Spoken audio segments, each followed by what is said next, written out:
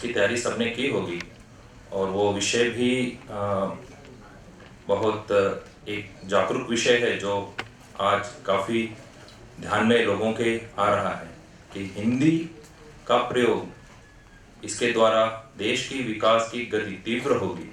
इस विषय पे आज की अपनी प्रतियोगिता होने वाली है। क्रमांक 1।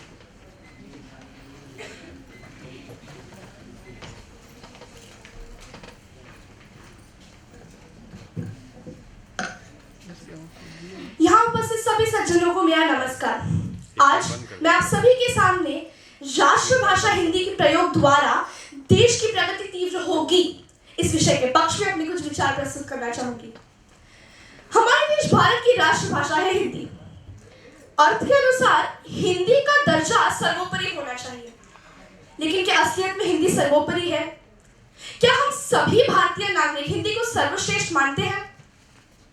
नहीं, और शायद इसी वजह से हमारी देश की प्रगति थम गई है। भारत जैसे एक विकासशील देश को एक विकसित देश बनने के लिए आर्थिक, औद्योगिक, सामाजिक तथा शैक्षिक इन चारों ही क्षेत्रों में प्रगति करनी होगी। साहित्य, विज्ञान तथा कला इन सभी की प्रगति के लिए भाषा अनिवार्य है। हमारे देश में कुल 150 भाषाएं बोली जाती हैं।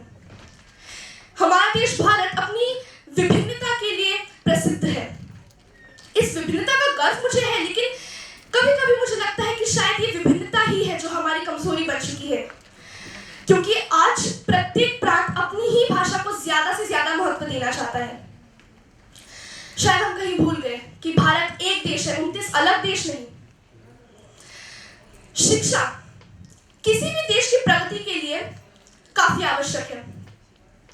हम सभी शिक्षा पाना चाहते हैं, लेकिन शिक्षा में हमें कई मुश्किलों का भी सामना करना पड़ता है। आज अंग्रेजी माध्यम में पढ़ने वाले बच्चों को अंग्रेजी, हिंदी तथा क्षेत्रीय भाषा इन तीनों को समान महत्व देना पड़ता है। इसकी वजह से हमें काफी मुश्किलों का सामना करना पड़ता है। एक उदाहरण देती हूँ। वर्ग में शिक्षक पढ़ा रहे हैं geometry. First create a line segment of 5 centimetres. त्याच्यानंतर त्याला एक मस्तपैकी परपेंडिकुलर बायसेक्टर काढा और लास्ट में नीचे एक टँजेंट बना दो. हो गया, आपका सर्कल रेडी. Any doubts? कोणाला काय कळलं नाही? सर टँजेंट तो रेडी हो गया, बट कुछ समझा नहीं सर.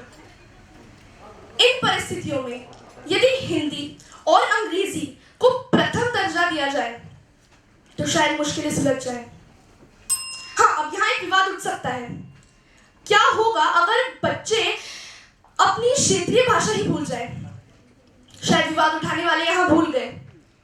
बेटा भले ही हजारों रिश्ते क्यों ना बुला ले, लेकिन उसका और उसकी माँ का रिश्ता अटूट होता है. आत्मीयता का रिश्ता अटूट होता है.